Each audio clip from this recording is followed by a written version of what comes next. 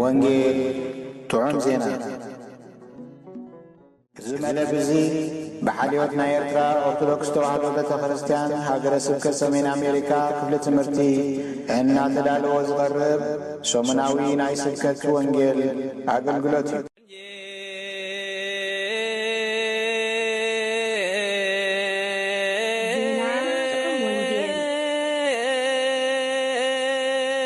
ዜና ጥዑም ወንጌል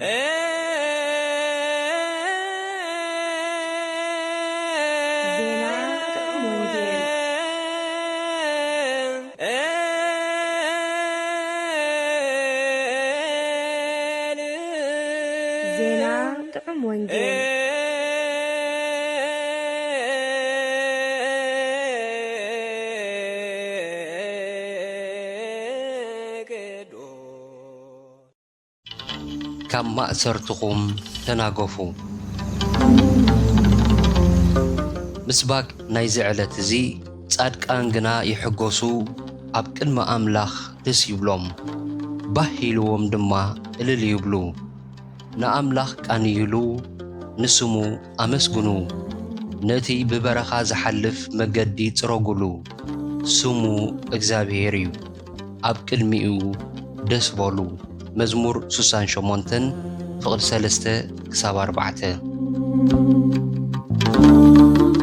ንባባት ወንጌል መልእኽቲ ኤፌሶን ምዕራፍ 4 ካብ ፍቕዲ 1 ክሳብ 13 ቀዳማይ ጴጥሮስ ምዕራፍ 1 ካብ ፍቕዲ 1 ክሳብ 9 ግብረ ሐዋርያት ምዕራፍ 8 ካብ ፍቕዲ 14 ክሳብ 25 ወንጌል ዮሐንስ ምዕራፍ 16 ካብ ፍቕዲ 25 ክሳብ ፍጻሜ ቅዳሴ ዘዲዮስቆሮስ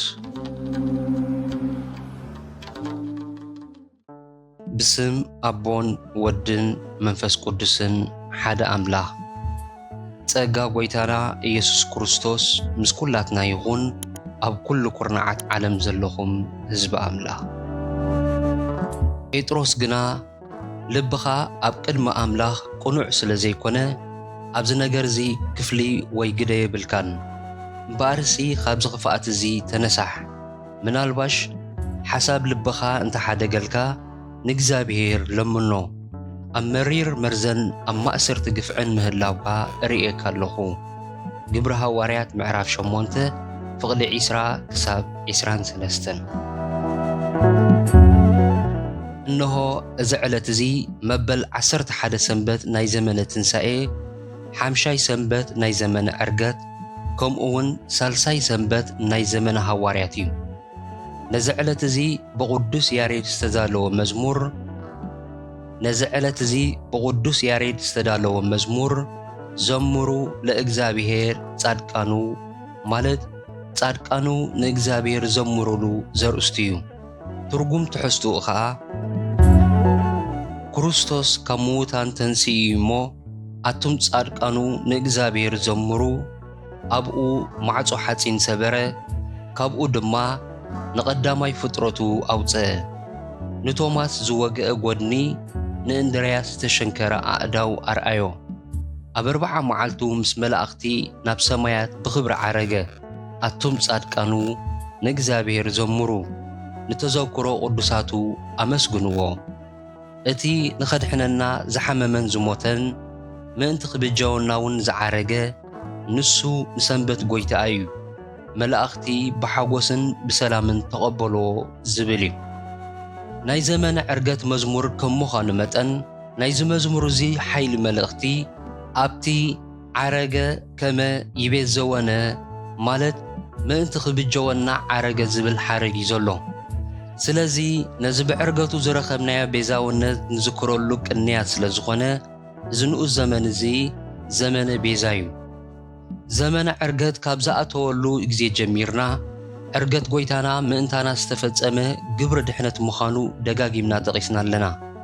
እነሆ ሕጂ ድማ ቅዱስ ያሬድ በመዝሙሩ አረጋጊጽልናሎ እቲ ናይ ምድር ግብርታት ምድሓንዩ ተዛዚሙ እምበር መስርሕ ድሕነት ግን ፈጺሙ ተወዲዩ ማለት ኣይኮነን እዚ ናይ ዕርገት ተበጃውነት ክሳዕ ዕለተ ምጽኣት ክቕጽል እዩ ነቲ ህያውን ዝዛረብን ዘማልድን ደሙ ሒዙ ኣብ የማን ኣቦ ተቐሚጡ መዓልቱ ምጽኣቱ ይጽበሎ እታ ምድብቲ ግዜ ምጽኣት ምስ መጸት ነቶም ዝጽበይዎ ዘለዉ እሙናት ንኸድሕን ብሰራዊት መላእኽቱ ተዓጂቡ በቲ ልዑል መለኮታዊ ሓይሉን ክብሩን ብቑጣዕ ክግለጽ እዩ ካብዚ መዋትን ናይ ውርደት ስጋናን ካብዛ ተካል ዓለም እዚኣን ተናጊፍና ነቲ ክቡር ስጋ ክርስቶስ ዝመስል ስጋና ናብ ምምሳል ከይተለወጥናን ናብታ ሰማያዊት ሃገርና ከይኣተናን ሙሉእ ድሕነት ረኺብና ክበሃል ኣይከኣልን እዩ እንተኾነ ነዚ ሙሉእ ድሕነት እዚ ዝረኽብዎ እቶም ብዕርገቱ ዝተገብረሎም ቤዛነት ዘስተውዓልዎን ዝተቐበልዎን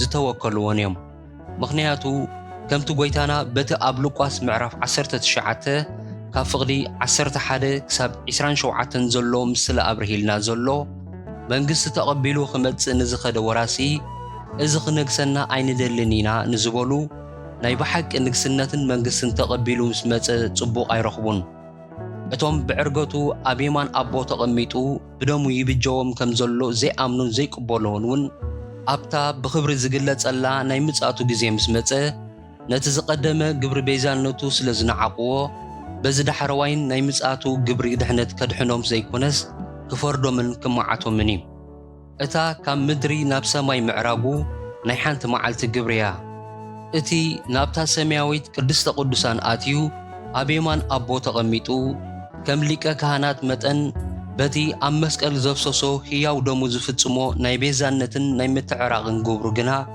እቶም ብደሙ ዝዓደገና ኩላትና ናብታ ዘዳለዋ መንግስቲ ብኣካል ክሳዕ ንኣቱ ክቕጽል እዩ ናይዚ ዕለት እዚ ኣርእስትናን ትምህርትናን ካብቲ ናይ ግብረ ሃዋርያት ምዕራፍ 8 ፍቕዲ 14-25 ንባብና ዝተወስደ እዩ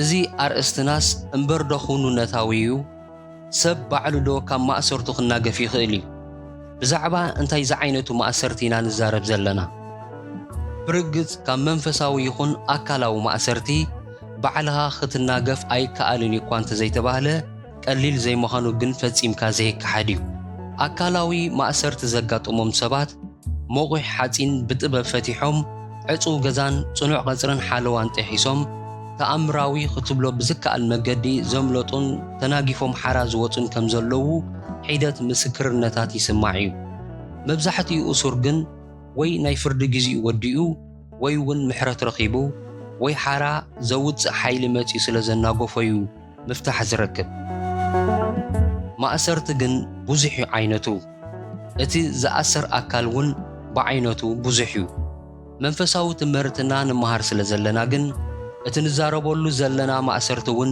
መንፈሳዊ ምዃኑ ርዲ እዩ እቲ ዝኣስር ኣካል እቲ ብልሓተኛ ዲያብሎስ ክኸውን ከሎ እቲ ካብ ማእሰርቲ ዲያብሎስ ዘናግፍን ሓርነት ዘጸግውን ድማ ክብሪ ንስሙ ይኹን ጎይታናን መድሓኒናን ኢየሱስ ክርስቶስ በዓል እዩ እግዚአብሔር ንሰብ ናይ ነፃ ፈቃድን ምርጫን ስልጣን ሂቡ ስለ ዝፈጠሮ እቲ ሰብ በዓል እውን ኣብ ማእሰርቱ ኾነ ኣብ ፍታሓቱ ቀሊል ዘይኮነ ግደ ከም ዘለዎ ክዝንጋዕ ኮነ ክከሓድ ኣይግባእን እዩ ዲያብሎስ ኣዝዩ ሓያል መልኣኽ እዩ እግዚአብሔር ብልዕላዊ ስልጣኑ ስለ ዝደረቶ እምበር ክገብሮ ዘይክእል ነገር የለን እዚ ኩሉ ሓይልን ክእለትን ስልጣን እናሃለዎ ግን ሓጢያት ኣብ ዘይገበረ ሰብ ክንዲ በሰር ትኸውን ስልጣንን ነፃነትን የብሉን ሓጢያት ዲያብሎስ ዝጥቀመሉ ኣጽዋርን መፈንጠራን እዩ ሓጢያት ክንገብር ከለና ንህይወትና ናብ ፈቃድን ስልጣንን ናይ ስልጣን ኣሕሊፍና ንህባ ኣለና ማለት እዩ ንሱ ድማ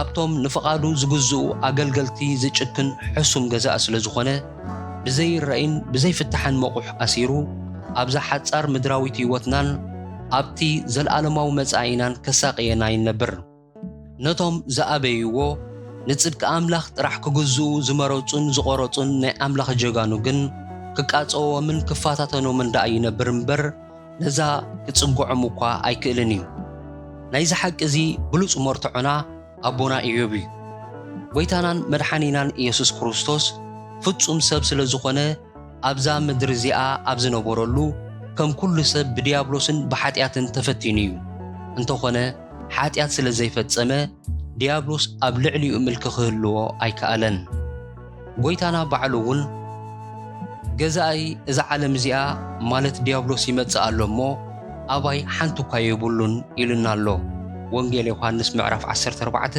ፍቕዲ 30 ሓጢኣት ዝገብር ዝኾነ ኩሉ ግን ዲያብሎስ ኣባይ ሓንቲ እኳ የብሉን ክብል ኣይክእልን እዩ ምኽንያቱ ብሓጢኣቱ ናይ ፍቓድ ሰይጣን ኣገልጋልን ባርያን እሱርን ይኸውን ስለ ዘሎ እዩ ስለዚ ንሓጢኣት እምቢ ብምባልን ንጽድቂ ጥራሕ ብምእዛዝን ሰብ ንገዛ ርእሱ ካብ ማእሰርቲ ኣብ ምንጋፍ ዓቢ ግደ ከም ዘለዎ ኣይከሓድን እዩ ሓጢኣት ምግባር ግን ብኸመይ ኢና ከም ማእሰርቲ ንገልጾ ሓጢኣት ምስ ገበርናኸ ናይ ማእሰርቲ ስምዒት ዶ ይስማዓና እዩ ብኣንጻሩ ዕግበትን ሓጎስን መንፋዓትን ዶ ይኮነን ዝስማዓና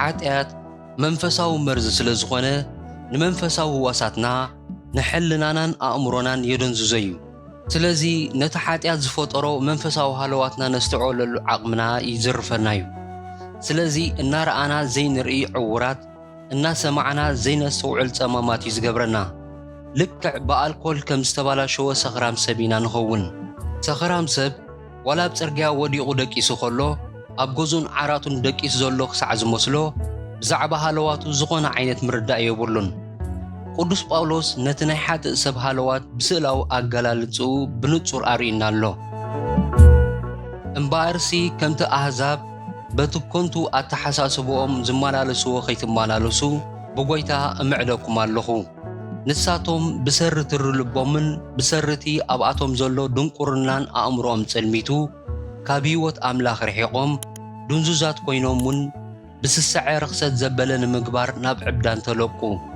ኤፌሶን ምዕራፍ 4 ፍቕዲ 7 ክሳብ 9 ድንቁርና ድንዛዘ ጽልመተ ኣእምሮ እንተልዩ ነቲ ሓጢኣት ኣብ ልዕሊና ዝፈጠሮ ማእሰርትን ካልእ ተካል ሃለዋትን ከነለልዮ ዝኾነ ዓይነት ዓቕሚ ክህልወና ኣይክእልን እዩ ነቢ ኤርምያስ እውን ብዛዕባ ህዝቢ ይሁዳ ዝሃቦ ህዝበይ ዓሻዩ እሞ ኣይፈልጠንን ድንዙዛት ደቂ እዮም እሞ ኣእምሮ የብሎምን እከይ ንምግባር ጥበበኛታት እዮም ሰናይ ንምግባር ግና ኣይፈልጡን እዮም ዝብል ምስክርነት ኣዝዩ ረቂቕ ምስጢር ዝሓዘለ እዩ ኤርምያስ ምዕራፍ 6 ፍቕዲ 22 ነስተውዕል ኣእምሮ ዘይብሎም ድንዙዛት ክንሶምሲ ሓጢኣት ንምግባር ግን ጥበበኛታት እዮም ኣብታ ሰናይ ግብሪ ክትበጽሕ ከላ ግን እቲ ጥበብ ተሰዊሩ ሓንቲ እኳ ዘይክእሉ ደናቁር ይኾኑ ስለዚ ናይ ሓጢኣት ሊቃውንቲ ናይ ጽድቂ መሃይማን ኮይኖም ይተርፉ ማለት እዩ ምስሊ ናይ ዝኣዝዩ ዘሕዝን ተካል ሃለዋት እዚ ከመይ ከም ዝኾነ ቅዱስ ጳውሎስ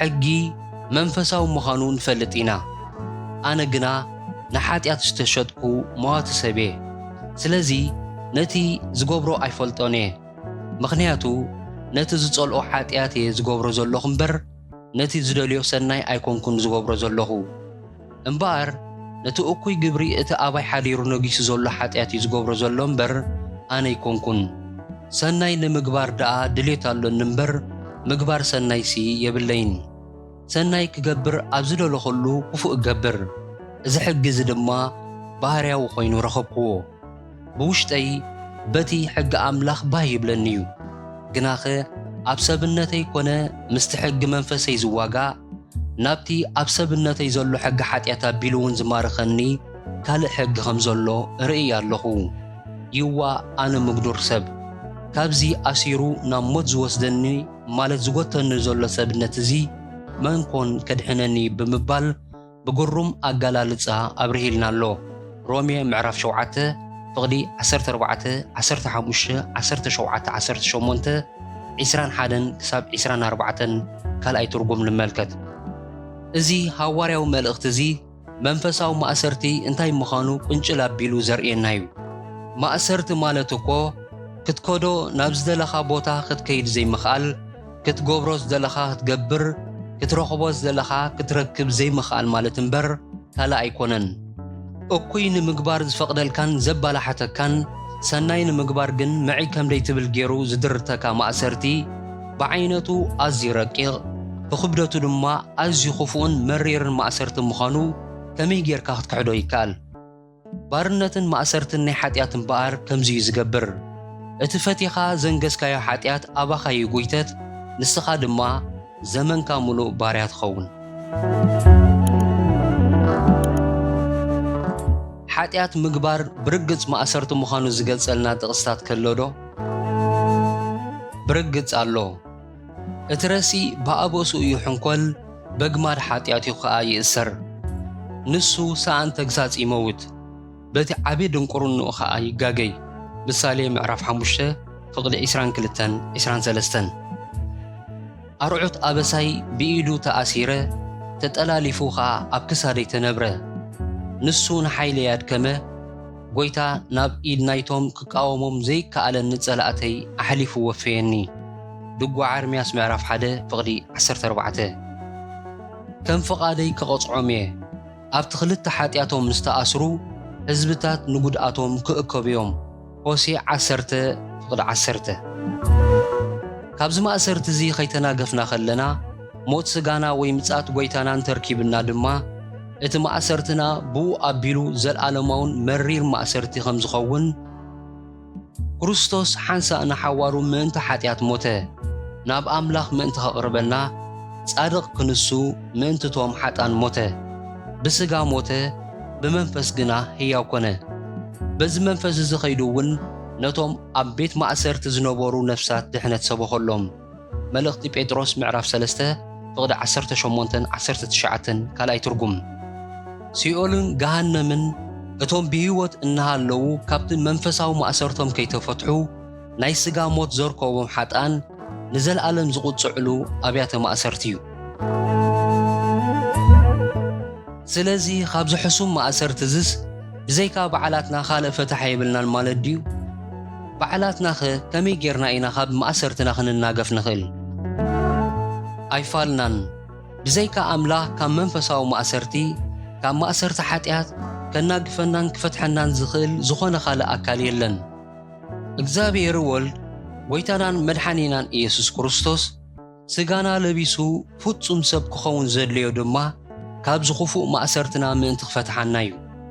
ልዕል ኢልና ከም ዘንበብናዮ ነቶም ኣብ ምድሪ ዘለና ጥራሕ ዘይኮነ ነቶም ናብ ሲኦል ዝወረዱ ናይ ብሉይ ኪዳን ቅዱሳን ካብ ማእሰርቶም ዝፈትሖም እውን ጐይታና ባዕሉ እዩ። ኣብ ዘመነ ትስብእቱ ካብ ዝፈጸሞም መለኮታውያን ተልእኾታቱ ሓደ ንእሱራት ምፍታሕ ምዃኑ ብቅዱሳን ነቢያት ተነጊርናን ተተስፊናን ኢና። እዚ ትንቢት እዚ ብዛዕባ ዝተነግረና ምዃኑ ባዕሉ ጐይታና ኣብ ሉቃስ ምዕራፍ 4 ፍቕዲ 17-21 ኣረጋጊጽልና ኣሎ። ነታ ኣሲሩና ዝነበረ ናይ ሓጢኣት ጽሕፈት ዕዳ ብሞትን ብደሙን ደምሲሱ ነቶም ናይ ሓጢኣትን ሞትን ሕልቃናትን ስልጣናትን ኣስተሓፊሩ ካብ ናይ ሞት ሓጢኣትን ማእሰርትናን ከም ዝፈትሐና ኣቦታትና ቅዱሳን ሐዋርያት ኣረጋጊጾሙልና እዮም። ጐይታና ብስልጣን መለኮትን ብሞት ስጉኡን ካብ ማእሰርቲ ሞትን ሓጢኣትን ሓርነት ስለ ዝኣወጀልና ጥራሕ ግና ኩላትና ውፅኣት ሓራ ኢና ማለት ኣይኮነን። ካብ ህዝቢ ዓለም መብዛሕትኡ ንክርስቶስ ነቲ ብኡ ዝተዋህቦ ድሕነትን ሓርነትን ኣሚኑ ስለ ዘይተቐበሎ ገና ኣብ ማእሰርትን ኣብ ደንበ ሞትን ይነብር ኣሎ። ካብቲ ንክርስቶስ ኣኣምኖን ኣቕበሎን እየ ዝብል ክርስቲያን ህዝቢ መብዛሕትኡ ድማ ገና ኣብ ታኺላ ሓጢኣት ተኣሊኹ ይነብር ስለ ዘሎ ኣብ ማእሰርቲ እዩ ዘሎ። ስለዚ ካብ ማእሰርትና ኣብ ምንጋፍ ንሕና እውን ዓብይ ግደን ብፅሒትን ከም ዘሎና ክንክሕዶ ኮነ ክንስሕቶ ዘይግባእ ግሁድ ሓቂ እዩ። ስለዚ ድማዮም ቅዱስ ጳውሎስን ቅዱስ ጴጥሮስን ሓራ ምእንቲ ክንከውንሲ ክርስቶስ ሓራ ውፅኢና እዩ። ስለዚ ኣብ ሓርነት ጽንዑ ከም ብሓድሽ እውን በሩዕት ባርነት ኣይትቆረኑ። ኣሕዋቴ ንስኻትኩም ንሓርነት ጽውዓት ኢኹም። ንሓድሕድኩም ብፍቕሪ ተገዛዙ እምበር ነቲ ሓርነት ሲ ማለት ንሓጢኣት ምኽንያት ኣይትግበርዎ። ኣቱም ፍቁራተይ ከም ኣጋይሽን ከም ስደተኛታትን እምኽረኩም ኣለኹ። ካብቲ ምስ ነፍሲ ዝዋጋእ ስጋዊ ትምኒት ረሓቑ። እቶም ከም ገበርቲ እከይ ገይሮም ዝሓሚኹም ዘለዉ ንሰናይ ገብርኹም ርእዮም በታ መዓልቲ ሓተታ ንኣምላኽ ምእንቲ ኸመስግንዎ ኣብ ማእከል ኣሕዛብ ኣካይዳኹም ኣጸብቑ። ከምዚ እናገበርኩም ንዕሽነት ናይቶም ዘይፈልጡ ሰባት ክትዓብሱ ፍቓድ ኣምላኽ እዩ። ከም ውፅኣት ሓራ ከም ኣገልገልቲ ኣምላኽ እምበር ከምቶም ነቲ ብክርስቶስ ተዋህቦም ሓርነትሲ መጎልበቢ ክፍኣት ዝገብርዎ ሰባት ኣይትኾኑ ብምባል ሃዋርያዊ ምሕፅንቶኦም ዘቕረቡልና ገላትያ ምዕራፍ 5 ፍቕዲ 1:13 ቀዳማይ ጴጥሮስ ምዕራፍ 2 ፍቕዲ 11:12-16 ሰባት ከም ምዃንና መጠን ዋላ ኣብ ቅዱስ ቦታ ኮይንና ኣገልግሎት እናፈጸምና እኳ ሓጢኣት ሙሉእ ዕድሜና ይዝቃፀወና። ስጋና ብሓጢኣት ካብ ምፍታን ዝናገፍ ኣብ ምጽኣት ጎይታ ነቲ ክቡር ስጋ ክርስቶስ ናብ ምምሳል ምስተለወጥና ጥራሕ እዩ። ዝደሓነት ነፍሲ ኣብ ዘይደሓነ ስጋ ሒዝና ንነብር ስለ ዘለና ከም ብሓድሽ ናብ ማእሰርቲ ሓጢኣት ናይ ምእታው ተኽእሎ ዘለና ድኹማት ፍጥረት ኢና። ነቲ ሞትን ደምን ናይ ክርስቶስ ዝዋግኡ ክቡር ሓርነት ናይ ምዕቃብ ተሓታትነት ዘለዎ ሓላፍነት ከም ዘለናና ግን ንሓንቲ ካልእ እኳ ክንዝንግዖ ኣይግባእን እዩ። እሞ ከመይ ጌርና ኢና ነቲ ክቡር ሓርነትና ክንዕቅቦ ካብ ዳግማይ ማእሰርቲ ድማ ንርእስና ክነድሕና ንኽእል? ክልተ መገድታት እየን ዘለዋና። እታ ቀዳመይቲ መገዲ ንሓጢኣት በቲ እግዚኣብሔር ዝርእዮ ዓይንቲ ምርኣይን በቲ ንሱ ዝጸልኦ መጠን ምጽላእን ንኽንፍጽሞ ድማ ብቖራጽነት ምእባይን እዩ። ንሓጢኣት እምቢ እንብለሉ ትብዓትን ጽንዓትን ክነጥሪ ይግባእ። እዚ መርገጽ እዚ ኣብ ዋጋ ዕዳጋ ዘይእቱ ግድነታዊ ውሳነን ስጉምትን እዩ። ነዚ መርገጽ እዚ ክወስድ ዝኽእል እቲ ብርግጽ ሓቀኛ ድሕነት ዝረኸበ ሰብ ጥራሕ እዩ። ሓጢኣት ካብ ምግባር እንተዘይድሒንና እሞ ካብ ምንታይ ድሒንና ደኣ ክንብል ኢና? ኣብ ሓርነትካ ምጽናዕ ማለት ከም ብሓድሽ ደጊምካ ባርያ ሓጢኣት ካብ ምዃን ርእስኻ ምሕላው ማለት እዩ። እቲ ካብ ማእሰርቲ ንፍትሓሉ ካልኣይ መገዲ ድማ ንስሓ እዩ። ውድቀትን ውርደት ዝብርሆን ኣብ ውሽጡ ሕጊ ሓጢኣት ዘለዎን ስጋ ለቢስና ከም ዘለና ግን ኣይንዘንግዕ። ገባሪዩን ደራሲዩን ባዕሉ ስለ ዝኾነ ሰይጣን ነዚ ድኻም ስጋና ዝኣጸቢቑ እዩ ዝፈልጦ፣ በቲ ዝለዓለ ዓቕሙ እውን ይምዝምዞ እዩ። ስለዚ ኩሉ ግዜ ብፍታውናን ብኣፍልጦናን ዘይኮነ ብዘይምስትውዓልን ብዘይፍታውናን ሓጢኣት የጥበቐልና እዩ። ስለዚና ሓጢኣት የብለይን ኢልና ክንምካሕ ዘይንኽእል ብዘይፍቓድናን ኣፍልጦናን ዝጠብቀና ሓጢኣት እንተኾይኑ ብሓቀኛ ንስሓ ክነርሕቆ ካብ ማእሰርቱ ክንፍትሓን ምስጢር ንስሓ ተሰሪዕልና ኣሎ። እቲ ድኻምና ዝፈልጥ ኣምላኽ ሕድገት ሓጢኣት ረኺብና ናብ ሓርነት ንምለሰሉ ዕድል ምእንቲ ክበና ነቲ እንኮ ናይ ባህር ወዱ ንኢየሱስ ክርስቶስ በጃና መስዋዕቲ ገበሮ። ንስሓ ካብ ማእሰርቲ ሓጢኣት እንፍትሓሉ ናይ ጸጋ ምስጢር እዩ። ሓጢኣት ፈጺሙ ክነሱ ንስሓ ንምእታው ዝድንጉይ ክርስቲያን ሕልንኡ ዝደንዘዘ ኣእምሮኡ ዝጸልመተ ሕሰም ሓጢኣት ዘይተረድኦ ካብ ሓርነት ንላዕሊ ማእሰርትን ባርነትን ናይ ሓጢኣት ዝብርሆ ውሉድ ጥፍኣት እዩ። እቲ ምእንቲ ሓርነትና ክብል ሓጢኣትና ጸዊሩ ሞትና ዝሞተልና ጎይታ እንተዘይተነሳሕኩምሲ ሁላትኩም ክትጠፊኡኹም ኢሉ ብኣጽንዖት ኣጠንቂቑና እዩ። ሉቃስ ምዕራፍ 13 ፍቕዲ 2-5 ኣብታ ይግባይ ዘይበሃላ መጋባእያን መንበር ፍርድን ተቐሚጡ ዝፈርደና ድማ ንሱ እዩ። ካብ ሓጢኣት ምግባር ንላዕሊ ካብቲ ዝገበርካዮ ሓጢኣት ዘይምንሳሕ እቲ ዝኸፍአን ዝመረረን ሓጢኣት እዩ። ምኽንያቱ ንንስሓ ምንዓቕ ማለት ንመስዋዕቲ ክርስቶስ ምንዓቕ ማለት እዩ። እምበኣር ርእስና ንመርምር እሞ ምስቲ ናይ ሓጢኣት ማእሰርትና መሺኡናን ቀሲናን ንነብር ከይንህሉ ንጠንቀቕ። ኢየሱስ ጎይታና ንፍትሓትናን ሓርነትናን ኢሉ ዝገበሮ ኩሉ ብጽሒቱ ፈጺሙ እዩ። ንሕና ኸዓ ነቲ ዝከኣልናዮ ብእምቢታና ነቲ ዘይከኣልናዮ ድማ ብንስሓና ካብ ማእሰርትና ርእስና ንናግፍ ከም ዘለና ነረጋግጽ። ሳላ ደም ናይቲ ቅዱስ ገንሸልን ሳላቲ ዘንጽሖ ቓሉን ነቲ ኣብ ልዕሊ ሓጢኣት ዝተዋህበና ምልክ ንዓቁቦ። ዳግማይ ብሓጢኣት ተኣሲርና ንዘለኣለምና ማእሰርቲ ገሃንም ኣይንእተው። ነቲ ክርስቶስ ብሞቱ ዝጸገወና ሓርነት ብኽብሪ ንዓቁቦ። ዝኸበርኩም ህዝቢ ኣምላኽ፣ እቲ ንሎሚ ተዳልዩ ዝነበረ ወንጌል ጥዑም ዜና እዚ ክሰምዕዎ ዝጸናሕኩም እዩ። እግዚኣብሔር እንተፈቐዶ ብህይወቱን እንተሊና ኣብ ዝመጽእ ሰሙን ብኻልእ ኣርእስቲ ክሳዕ ንራኸብ። ጸጋ ጐይታና ኢየሱስ ክርስቶስን ፍቕሪ ኣምላኽን ሕብረት መንፈስ ቅዱስን ምስ ኩላትና ይኹን።